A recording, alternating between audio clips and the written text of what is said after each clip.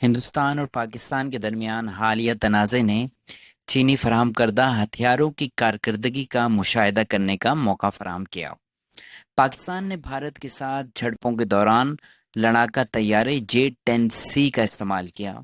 बाज़ तज्ज़ियाकारों का कहना है कि इन हथियारों की मदद से पाकिस्तान को भारत की एयरफोर्स पे बरतरी हासिल हो गई है।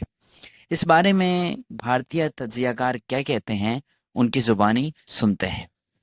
Where in a difficult situation China और पाकिस्तान को लेके, क्योंकि इनकी जो एयरफोर्सेस हैं, पहले क्या होता था कि चाइना की एयरफोर्स ना के बराबर थी। 20-25 साल की पहले की बात कर रहा हूँ।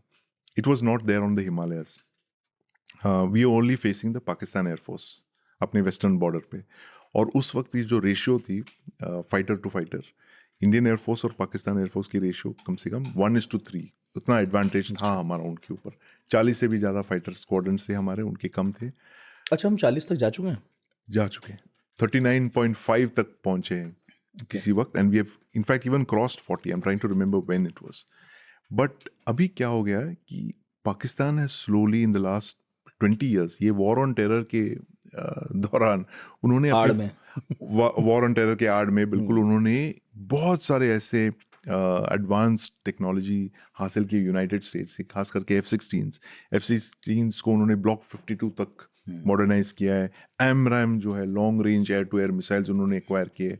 कई सारे रेडार्स उन्होंने एक्वायर किए। सो स्लोली उन्होंने बिल्डअप किया अपने क्षमताओं को इन द लास्ट 20 ईयर्स, 2005 ऑनवर्ड्स। और हमारे जो है उतना हमने इम्प्रूव नहीं किया। हमारी जो एयरफोर्सेज है, we have been doing it fits and starts. हमने 36 रफाल खरीद ले, 2070 सुखोई 30 खरीदे, लेकिन उनको अपग्रेड नहीं किया है। 20 साल हो गए हमारे सुखोई उसी कंडीशन में है जैसे कि हमने 2001 में हमने प्लान किया था। क्यों? This is a question that the air force should answer. क्यों हमने एक्सेलरेट नहीं किया हमारे इंडिजिनस अपग्रेड्स को? अभी चल के आ रहा है कि सुखोई को हम इंडिजिनसली बनाएंगे, उसको अपग्रेड करेंगे इन कंट्री। उनको लगा कि रशियंस को हम इन्वॉल्व करेंगे क्योंकि वो OEMs हैं, लेकिन this is something that we should have pushed out and said कि हमें we should do it ourselves. Sukhoi 30 जो है एक बहुत ही केपेबल प्लेटफॉर्म है। It is a fantastic platform. It is not stealthy नहीं है, इनफैक्ट वो काउंटर स्टेल्दी है। आपको उसको रडार पे देखे आपको लगे कि B-52 बॉम्बर आ रहा है आपकी तरफ।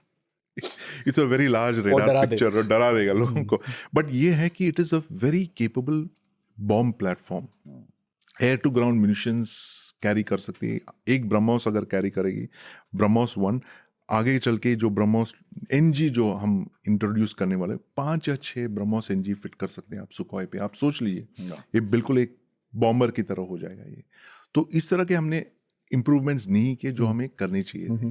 देन चाइना अभी क्या है कि इन 20 सालों में उन्होंने इतने एडवांसेस किए अपनी फाइटर स्ट्रेंथ्स पे और 5th जनरेशन फाइटर एयरक्राफ्ट्स को डेवलप करने की, कि वो अब जो है 50-60 5th जनरेशन फाइटर एयरक्राफ्ट, मतलब समोसा और कचौड़ी की तरह वो निकाल रहे हैं अपनी फैक्ट्रीज से फाइटर एयरक्राफ्ट 5th जनरेशन। और हम जो है अभी भी 4th जनरेशन पे अटके हैं कि यार हमारा Mark 1 ये नहीं आया, 114 नहीं हो, एमका को हमने समोसे कचौड़ी की तरह निकाल रहे हैं, हम जलेबी की तरह घुमा रहे हैं। जलेबी की तरह हो गया हमारे जो एक्विजिशंस प्लान्स। तो 5th जनरेशन एमका हमने ग्रीन सिग्नल दिया, लेकिन उसको आने में काफ़ी समय लगेगा। स्क्वाड्रन की बात कर रहा हूँ, प्रोटोटाइप्स की नहीं। 10 साल लगेंगे उसको इंडक्ट करने के लिए। तो चाइना और पाकिस्तान की जो कोल्यूजन को अगर देखोगे तो you are looking at a very grim situation कि इंडियन एयरफोर्स इतने छोटे नंबर्स आ गए उनके, जो 1.3 की जो रेशियो रखते थे, अब वो घट के it has been become less than 1:2, 1:1.5 हो गया। अच्छा, बहुत ही कम हो गया जो रेशियो। उन्होंने इम्प्रूव किया एयरफोर्स, चाइना ने एयरफोर्स इम्प्रूव किया। हमारा जो एयरफोर्स है it is I wouldn't say stagnant, improve हो गया है, but not to that extent that Pakistan and China है।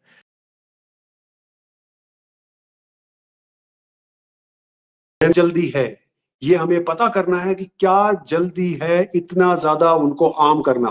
उनको HQ-19 जो इक्वेट करते हैं S-400 के साथ में, जो हमारा मिसाइल डिफेंस सिस्टम है रशिया से लिया हुआ, उससे इनफैक्ट उसी से रिवर्स इंजीनियरिंग करके बनाया हुआ है, तो उन्होंने कहा कि हम आपको ये भी सप्लाई करेंगे।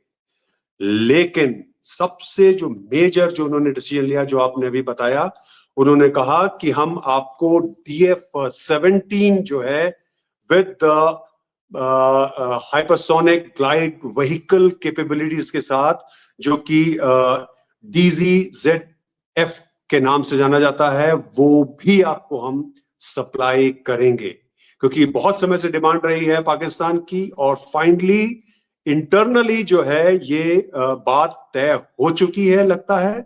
और इसके बाद ही जो ग्वादर जो पोर्ट है, ये मिलिट्री पोर्ट बनने की बहुत ज्यादा संभावना हो गई है, और भारत को इसके ऊपर बहुत गंभीरता के साथ गौर करना है, क्योंकि ये कोई छोटी मोटी डेवलपमेंट नहीं है, ये बहुत बड़ी डेवलपमेंट है।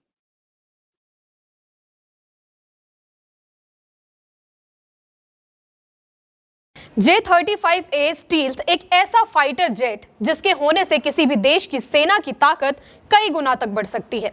हाल ही में पाकिस्तान भी स्टील्थ जेट को चीन से खरीदने की योजना बना रहा है। गौर करने की बात तो यह है कि अगर पाकिस्तान के पास ये जेट आ गया तो वो सीधे तौर पर भारत की राफेल को चुनौती देने का सक्षम हो जाएगा। क्या है ये J-35A स्टील्थ फाइटर जेट, क्या है इसकी खासियत और ये कैसे काम करता है? कोई एक व्यक्ति ही बैठकर इसे चला सकता है। इसमें 2 इंजन हैं और किसी भी मौसम में अपना लक्ष्य भेदने में सक्षम है। इसकी सबसे बड़ी खासियत ये है कि ये रडार की पकड़ में नहीं आता, क्योंकि इसकी डिजाइन में स्टील्थ तकनीक का इस्तेमाल किया गया है। अब आप सबसे पहले स्टील्थ जेट का मतलब समझ लीजिए। स्टील्थ जेट एक ऐसा लड़ाकू विमान है जो दुश्मन के रडार और सेंसर से छिपने के लिए बनाया जाता है। इसका खास डिजाइन और सामग्री रडार सिग्नल को कम करती है ताकि इसे आसानी से पकड़ा ना जा सके। आसान भाषा में कहा जाए तो ये एक ऐसा जेट है जो बिना दुश्मन को खबर लगे गुप्त तरीके से मिशन को पूरा करता है। आप सोच रहे होंगे कि स्टील्थ जेट में ऐसा होता क्या है जो ये रडार की पकड़ में नहीं आता।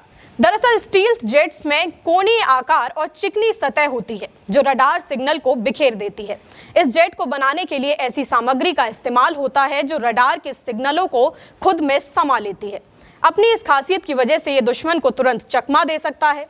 J-35A स्टील्थ फाइटर जेट 2 शक्तिशाली इंजनों के साथ हवा से हवा में और सतह पर भी हमला करने में सक्षम है।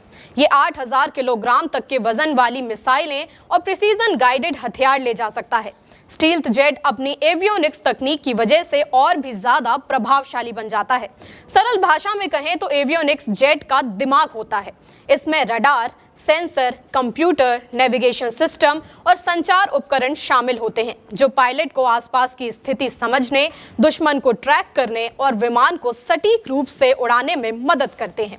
ये सिस्टम स्टील्थ जेट्स को युद्ध में तेज और खतरनाक बनाते हैं।